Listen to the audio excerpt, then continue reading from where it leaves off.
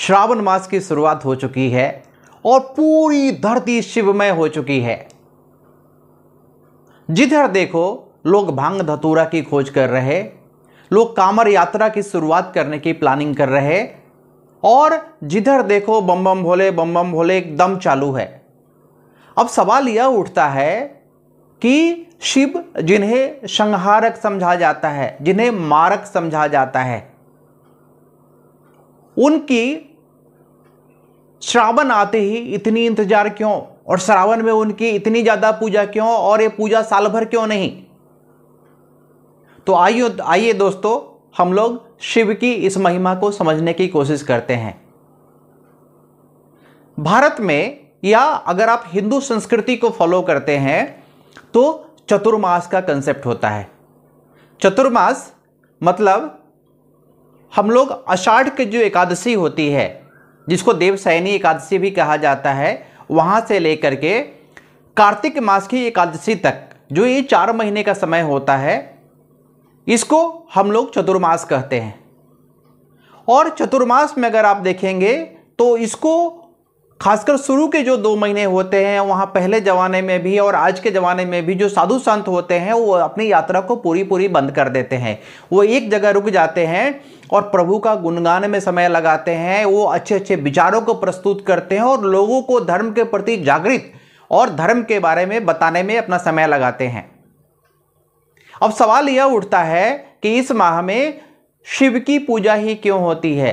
क्योंकि ये जो चतुर्मास का महीना होता है उसमें विष्णु जो जगत के पालक हैं वो शयन में चले जाते हैं। अब शयन में क्यों चले जाते हैं? तो इसके पीछे जो कहानी है कि हिरण्यकश्यप पुत्र प्रहलाद के बारे में हम सब लोग जानते हैं। उन्हीं के वंश में उनके जो पौत्र थे वो राजा बलि हुए। राजा बलि का शासन और उनकी जो राजधानी थी वो आज के केरला में हुआ करती थी। अब राजा बलि बड़े प्रतापी थे और धीरे धीरे करके उन्होंने पूरे स्वर्गलोक को जीत लिया और स्वर्गलोक से लेकर के पूरी पृथ्वी पर उनका ही शासन था। कहा जाता है कि अगर आप 100 अश्वमेध यज्ञ करते हो तो उसके बाद आप इंद्र बन जाते हो, इंद्र के शासन पे आपका कब्जा होता है। और राजा बलि 99 अश्वमेध यज्ञ कर चुके थे और तब तक पूरे देवता परेशान हो गए, इंद्र परेशान हो गए कि अब क्या होगा। और वो भगवान के पास जाते, भगवान विष्णु के पास जाते हैं, उनसे प्रार्थना करते हैं कि हे भगवान मुझे राजा बलि से बचाओ। और राजा बलि जो होते हैं वो बहुत बड़े विष्णु भक्त होते हैं। दूसरा, चूंकि वो प्रहलाद के खानदान के थे जो खुद ही एक बहुत बड़े विष्णु भक्त थे, तो भगवान विष्णु राजा बलि को मार करके अपयश नहीं लेना चाहते थे। तो इसके लिए उन्होंने एक योजना बनाई कि मैं इसके दंभ को, इसके घमंड को चकनाचूर कर डालूंगा। और जब 100वें अश्वमेध यज्ञ की तैयारी राजा बलि करते हैं तो भगवान विष्णु वामन अवतार में उनके घर पहुंचते हैं। पूजा की शुरुआत होने वाली होती है, उसके पहले वामन अवतार में पहुंचते हैं और भिक्षा मांगते हैं। राजा बलि के गुरु शुक्राचार्य पहचान जाते हैं कि ये वामन और कोई नहीं, ये तो भगवान विष्णु है। वो तुरंत कहते हैं कि हे राजा बलि, तुम इसे कुछ भी मत देना, मेरे से बिना पूछे हुए तुम इसे दान में कुछ भी मत देना। ज्यादातर समय यह देखा जाता है कि जब आप पूजा समाप्त कर लेते हैं तो दान के लिए उठते हैं, लेकिन चूंकि एक वामन मांगने के लिए राजा बलि के दरवाजे पे पूजा शुरू होने से पहले, अश्वमेध यज्ञ शुरू होने से पहले आया हुआ था, तो लाख मना करने के बावजूद राजा बलि जाते हैं मिलने के लिए वामन से और बोलते हैं कि हे वामन देवता, आपको क्या चाहिए मुझसे? वामन रूप धरी विष्णु भगवान उनसे कहते हैं कि मैं तो छोटा सा आदमी हूं, मुझे 3 कदम जमीन दान में दे दो ताकि मैं अपने रहने का व्यवस्था कर सकूं। और शुक्राचार्य के मना करने के बावजूद राजा बलि तुरंत तैयार हो जाते हैं और बोलते हैं कि आप 3 पग जमीन ले ही लो। पहले पग में वो पूरे स्वर्ग को नाप लेते हैं, दूसरे में पूरी पृथ्वी को नाप लेते हैं, और जब तीसरा पग लेने की बारी होती है तो राजा बलि से पूछते हैं कि राजा बलि, तीसरे पग में मुझे क्या दोगे? राजा बलि अपना सर उनके सामने में डाल देते हैं कि हे प्रभु, अपने पैर मेरे सर पे डालो और आप इसे ले लो। भगवान खुश हो जाते हैं और उनके सर पर अपना पैर रखते हैं और उनको पाताल में भेज देते हैं। राजा बलि कहते हैं कि हे प्रभु, आपने मेरा घमंड तो चूर कर दिया, लेकिन मुझे आप एक वरदान दो कि पाताल जहां पे आप मुझे भेजे हो वहां पे मुझे कोई तरह की खटपट नहीं चाहिए। एक सुरक्षित जगह होनी चाहिए जहां मैं भगवत भजन में पूरा समय लगाना चाहता हूं और मेरे कोई भी दुश्मन नहीं होने चाहिए। भगवान बोलते हैं कि मैं तुम्हें पाताल लोक का राजा बनाता हूं और आज से द्वारपाल बन के पाताल में मैं खड़ा रहूंगा। और इस तरह से भगवान विष्णु अपने लोक को छोड़ करके पाताल लोक में चले जाते हैं राजा बलि के द्वारपाल बन के। अब क्या होता है कि जब स्थिति सुधरनी शुरू होती है और भगवान होते नहीं है, पालनकर्ता होते नहीं है, तो पृथ्वी पे उदासी छाने लगती है।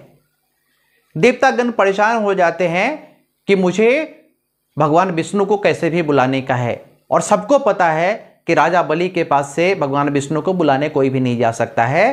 तो अंत तो गत्वा वो लक्ष्मी माता से आग्रह करते हैं कि हे लक्ष्मी माता, आप ही हमें भगवान विष्णु को वापस से ला करके दे सकती हैं। लक्ष्मी माता अपना भेष बदलती है, एक साधारण सी औरत बन करके राजा बलि के दरबार में जाती है। राजा बलि के कलाई पर वो राखी बांधती है। राजा बलि खुश हो जाते हैं, पूछते हैं कि हे बहन, तुम मांगो, मेरे से क्या मांगना चाहते हो? माता कहती है कि जो आपका सबसे प्रिय है मुझे वही चाहिए। राजा बलि परेशान हो जाते हैं, बोलते हैं कि हे देवी, मेरा तो सबसे जो प्रिय है वो मेरा द्वारपाल है, वो भगवान विष्णु है। मैं उनके बिना तो रह ही नहीं सकता हूं, लेकिन तुमने मुझसे मांगा है इसलिए मैं उन्हें छोड़ने को तैयार हूं।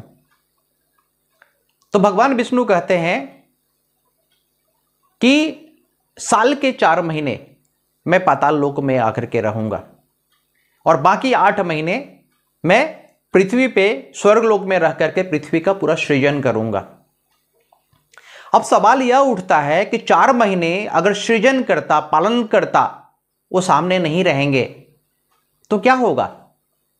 जैसे आप कहीं पे जॉब करते हैं और एक मैनेजर, एक सीनियर लेवल का आदमी, एक एमडी बोल दे कि मैं 4 महीने के लिए बाहर जा रहा हूं, तो किसी न किसी को चार्ज तो देनी पड़ेगी। अगर आप चार्ज नहीं दोगे तो 4 महीने वो कंपनी 4 साल पीछे चली जाएगी और उसकी जिम्मेदारी कौन लेगा? तो भगवान विष्णु कहते हैं कि जब 4 महीने मैं यहां नहीं रहूंगा तो शिव जी, महादेव इस पृथ्वी का सृजन करेंगे। और इसलिए जो ये चतुर्मास का समय होता है वहां शिव जो होते हैं वो पालनकर्ता बन जाते हैं, वो एडिशनल चार्ज ले लेते हैं। और इसलिए ये पूरी पृथ्वी जो होती है, चूंकि यह एकादशी, आषाढ़ एकादशी के बाद से जब सावन शुरू होता है, पहले सोमवार से लोग सोमवारी का व्रत मनाना शुरू करते हैं, तो उनके दिमाग में एक ही चीज रहती है कि जो संहार करता है वही आज पालन करता है और मुझे उनको खुश करने का है। और अगर भगवान खुश हो गए तो मेरे ऊपर तो कोई विपत्ति आ ही नहीं सकती है। और इसलिए पूरी कायनात जो होती है वो महादेव को प्रसन्न करने के पीछे लग जाती है। जब राजा बलि भगवान विष्णु को 8 महीने के लिए मुक्त करते हैं तो एक वरदान मांगते हैं कि हे प्रभु, आपने हमें पृथ्वी से निकाल दिया, आपने हमें स्वर्ग से निकाल दिया, आपने मुझे पाताल का राजा बना दिया, लेकिन 10 दिन के लिए मेरी आपसे विनती है कि 10 दिन के लिए मुझे पृथ्वी पर जाने की आज्ञा दो। भगवान विष्णु मान लेते हैं और वही समय होता है जब अगर आप साउथ में जाते हैं आज के डेट में तो ओणम मनाया जाता है। ओणम वही दिन होता है जिस दिन माना जाता है कि राजा बलि वापस से पृथ्वी पर आए हुए हैं, अपने जनता को देखने के लिए आए हुए हैं और जनता को खुश करने के लिए आए हुए हैं। और ये पूरा का पूरा 10 दिन का फेस्टिवल होता है, 10 दिन का पर्व होता है, जहां हर तरीके से खुशियां मनाई जाती है।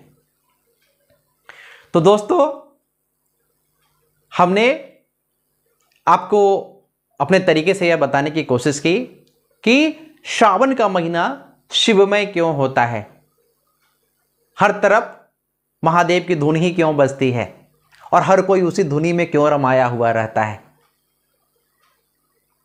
इसलिए मेरी आपसे विनती है कि श्रावण मास में शिव जी की पूजा करें और रावण ऐसे आदमी को शिव ने क्या नहीं दिया। शिव ऑर्डर धानी है, थोड़ा सा भी खुश हो जाएंगे ना, आपको वह देते हैं जो आप सोच भी नहीं सकते, जो आप मांग भी नहीं सकते हैं। इसलिए आइए भक्तों, हम सब मिलकर के शिव की पूजा करें। हर हर महादेव।